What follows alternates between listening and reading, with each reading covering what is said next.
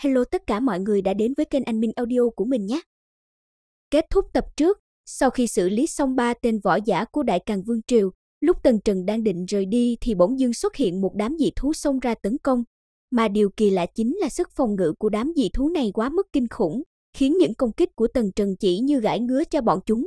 Thế là để tiết kiệm thời gian, Tần Trần liền điều động toàn bộ chân lực rồi chém ra một kiếm. Ngay sau đó, một con dị thú liền bị chém làm đôi. Cứ tưởng như thế là có thể giết chết được nó. Nhưng mà khi con dị thú này vừa mới bị chặt làm đôi, thì liền có một cổ âm lãnh hàn khí lướt qua người Tần Trần.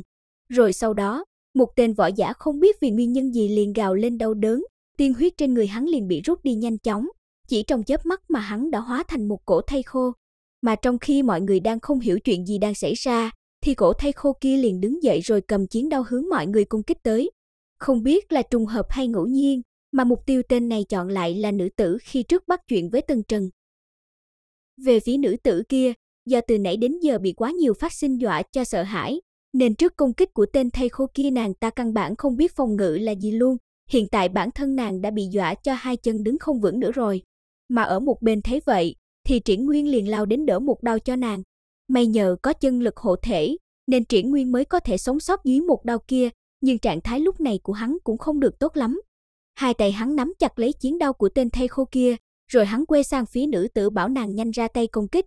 Chắc là do quá mức sợ hãi, nên nữ tử này liền đứng lên chạy ngay đến chỗ Tần Trần.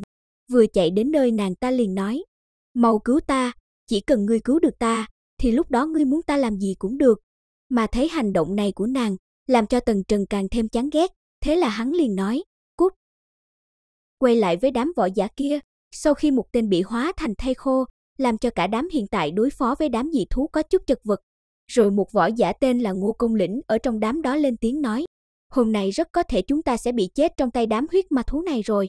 Với thực lực của chúng ta căn bản không thể nào giết được chúng nó, mà cho dù có giết được thì âm hồn trong bọn chúng cũng sẽ chui ra cắn nuốt tinh huyết của chúng ta. Đứng ở một bên, nghe được lời này của tên võ giả kia, Tần Trần liền nhớ ra đám huyết ma thú này có khí tức giống với âm hồn thú mà mình gặp ở Hắc Tử Đầm Lầy. Thế là hắn liền nghĩ ra cách lấy thanh liên yêu hỏa để đối phó với chúng. Quay lại với Triển Nguyên, sau một lúc cầm cự với tên thây khô kia, thì đến hiện giờ hắn cũng đã không thể trụ được nữa. Thế là tên thây khô này liền rút được ra chiến đao từ trong tay của Triển Nguyên, rồi sau đó hung hăng chém một đao xuống đầu hắn. Nếu như Triển Nguyên bị trúng một đao này, thì chết là không thể nghi ngờ. Nhưng mà ngay khi chiến đao kia sắp chém đến người hắn, thì Tần Trần đột nhiên xuất hiện ngăn lại, rồi một kiếm vung lên liền đâm thủng đầu tên thây khô này. Thế là ngay sau đó, một âm hồn từ trong thây khô bay ra, nó đang định tìm một võ giả để hút tinh huyết, thì Tần Trần liền triệu hồi ra thanh liên yêu hỏa bao vây lấy nó. Sau đó, mọi người chỉ nghe thấy âm hồn này kêu thảm một tiếng, rồi đã thấy nó biến mất không có tung tích.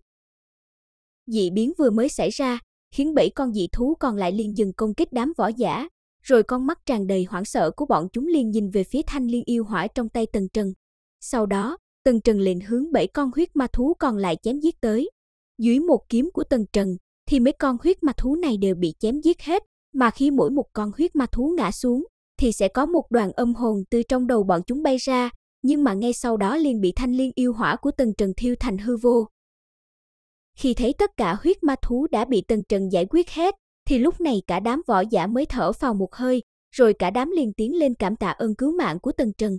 Về phía Tần Trần, hắn liền hướng tên võ giả lúc trước nói ra lai lịch của mấy con dị thú này hỏi, làm sao ngươi biết được bọn chúng là huyết ma thú? Nghe thế, tên võ giả này liền nói, khi trước tổ tiên ta đã tiến vào thiên ma bí cảnh một lần, nên có ghi chép lại một số thông tin, thế nên đối với thiên ma bí cảnh này ta cũng có đôi chút giải khai. Nói xong, tên võ giả này liền đưa một khối ngọc giản, mà tổ tiên hắn đã ghi chép lại một số thông tin trong thiên ma bí cảnh cho Tần Trần. Xem qua thông tin trong khối ngọc giản, Tần Trần liền phát hiện ra một thông tin quan trọng.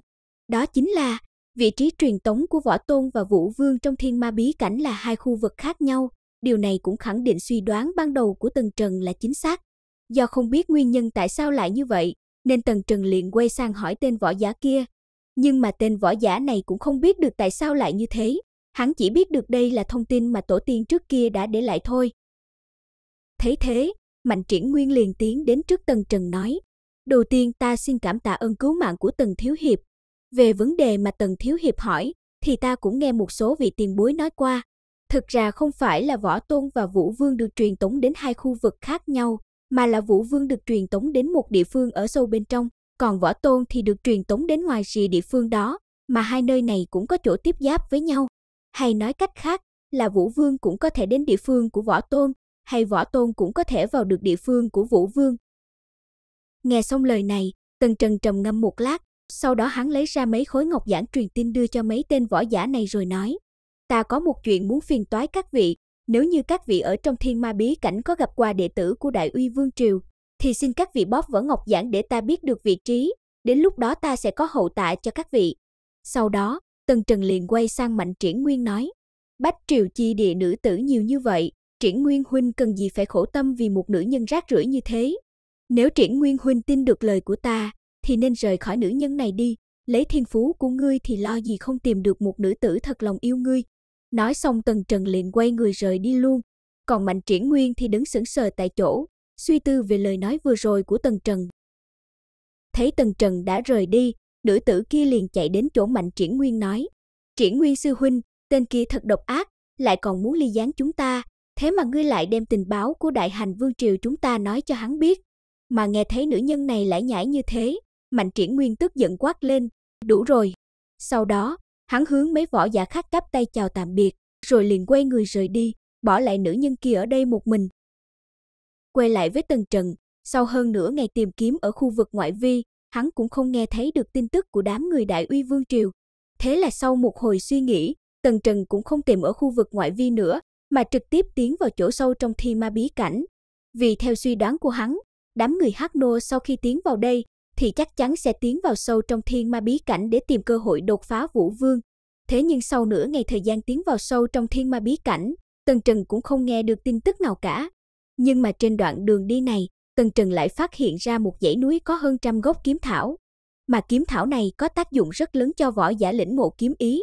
Thế là Tần Trần liền bắt tay vào việc thu thập kiếm thảo. Trong lúc Tần Trần đang miệt mài thu thập kiếm thảo, thì ở cách đó không xa đột nhiên có hai đạo lưu quang lướt tới nơi đây, ngay sau đó đã xuất hiện ở trước mặt Tần Trần rồi. Vừa đến nơi, hai tên này liền hướng Tần Trần nói: Tiểu tử, đem toàn bộ kiếm thảo mà người hái được giao ra đây. Nghe hai tên này nói vậy, Tần Trần cũng không thèm trả lời, mà liền quay người rời đi.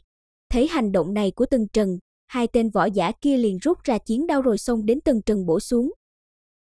Về phía Tần Trần, vì cũng không muốn giết hai tên này, nên hắn chỉ đem chiến đao của đối phương cắt nát mà thôi, rồi sau đó liền lên tiếng nói: Hiện tại ta không muốn đại khai sát giới, nếu biết điều thì nhanh cút.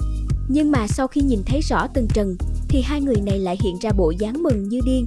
Lập tức hai người liền hóa thành hai đạo lưu quang, một trước một sau bao vây Tần Trần lại, rồi lớn tiếng nói: Không ngờ vận khí của chúng ta tốt thật, lại có thể gặp tên tiểu tử này ở đây, lần này giải thưởng của Đại Càn Vương triều sẽ thuộc về chúng ta rồi. Dứt lời, một thanh chiến đao màu xanh liền xuất hiện trong tay, thế là một tên trong đó liền lao lên hướng Tần Trần bổ xuống. Một đao này còn chưa có bổ xuống, thì đao phong đã bao phủ quanh người Tần Trần rồi, căn bản là không muốn để cho Tần Trần có cơ hội chạy thoát. Về phía Tần Trần, khi nghe được mấy lời vừa rồi của hai tên này, thì trong mắt hắn liền hiện lên sát ý. Thế là Tần Trần liền rút ra kiếm sắc rỉ hướng tên võ giả kia đâm tới. Mà dưới một kiếm này của Tần Trần, thì toàn bộ đao phong như bị xé rách ra vậy, rồi một kiếm kia rất thuận lợi đâm trúng tim tên võ giả này. Ăn một kích trí mạng này của Tần Trần, tên võ giả kia liền kêu thảm một tiếng, sau đó thân thể liền rơi xuống đất. Mà tên còn lại khi thấy một màn phát sinh trước mắt thì liền trở nên kinh sợ, nhưng không lâu sau đó thì trong mắt hắn liền hiện lên vẻ tức giận. Rồi một thanh trường kiếm liền xuất hiện trong tay hắn, theo đó một cổ vô hình huyết mạch chi lực tản ra, hướng Tần Trần đánh tới. Về phía Tần Trần, sau khi vừa giết chết tên võ giả kia xong, quay người lại thì đã thấy tên này hướng mình động thủ rồi. Thế là hắn tiện tay chém ra một kiếm. Ngay khi hai kiếm va chạm, một cổ sao động chân lực ở giữa hai người liền nổ tung, theo đó tên võ giả kia liền bị đánh bay ra ngoài hơn 10 mét, trong miệng không ngừng phun ra máu tươi. Nội dung của tập này đến đây là hết rồi. Xin chào và hẹn gặp lại mọi người trong tập tiếp theo.